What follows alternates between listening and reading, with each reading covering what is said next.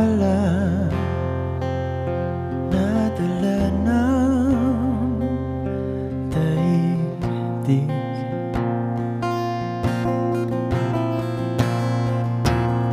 Sa dami ng nangyayari,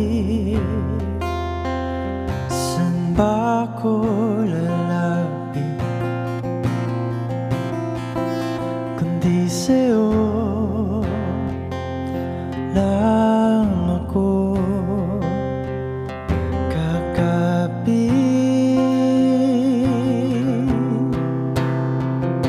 Kapag magulo ng mundo, ikaw ang payapang hinahanap-hanap ko.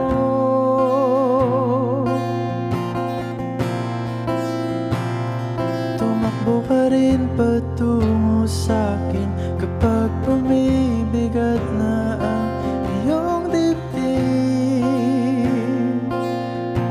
Ika'y sasalubungin.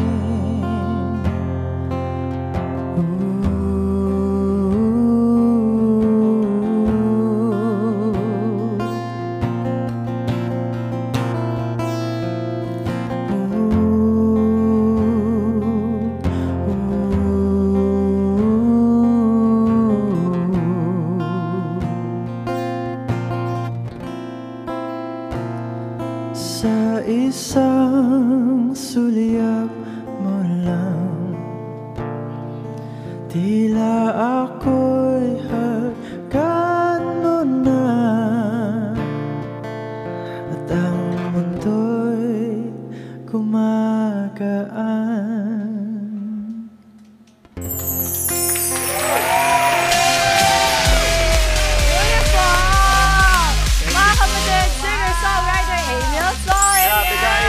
Hello.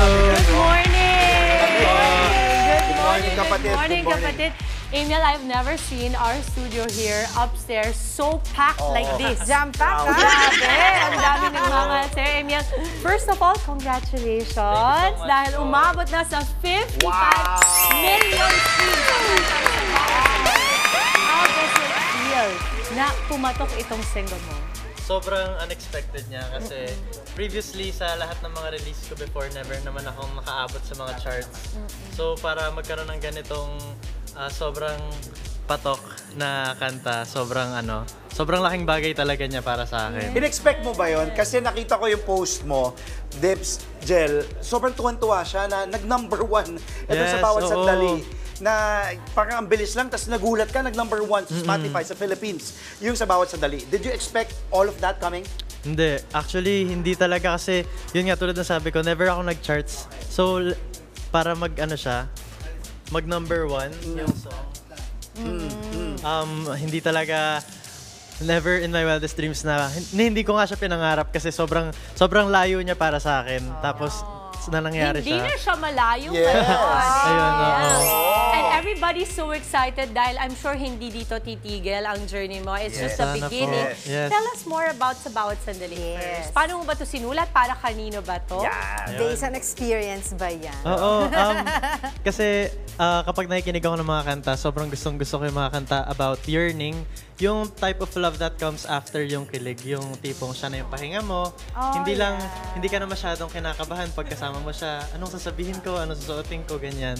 And then, ito yung type of love na gustong-gusto mong umuwi sa kanya kasi parang doon ka nare-recharge. And syempre, na-experience ko to sa family ko, sa loved ones ko, sa partner ko, and sa mga friends ko. The fact na Ang ganda nun, ah. napapaang ating mga Hindi kasi minsan, di ba, we're so much focused doon sa sa kilig factor. Yes, Pero oo. mas maganda rin palang pakinggan natin yung di ba, yung komportable ka na doon sa Oo, isang yes. tao na yun. So that's how the song is. Nagkaroon ka rin ng music video, itong kanta mo, starring Andres Mulak and si Ashtin Olviga ng Mutya ng Section E. How was it working with them?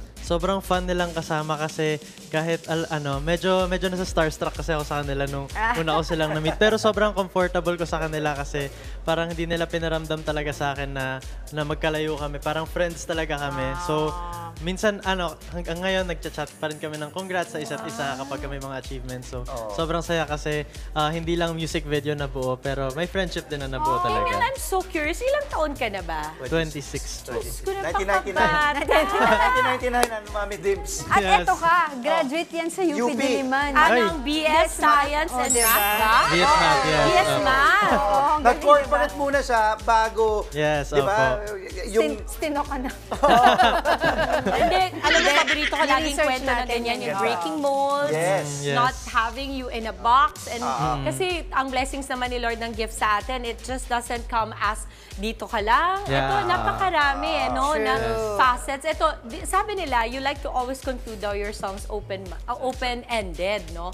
Ano ba ibig sabihin ng open-ended manner? Kasi, alam mo naman, in light of this generation na may mga taong walang labels, ang mga relasyon at sitwasyon, kasama ba yun doon pag open-ended? Ano ba ibig sabihin nun? At kanino inspired yung mga ganitong klase ng style ng caps mo?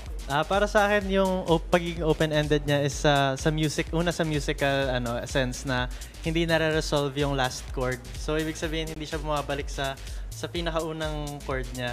Which is, I think, gusto ko siyang ganun kasi parang gusto kong pakinggan yung next song. Kasi hindi pa, parang hindi na fulfill yung resolve nung kanta. Alam mo, this is the mathematician in him speaking. Kasi diba, Kalkulado. they say na ang the best daw na mga musicians are great in math. Totoo Yun. ba yan? Kasi kalkulado yan, ha? Tama ba ako?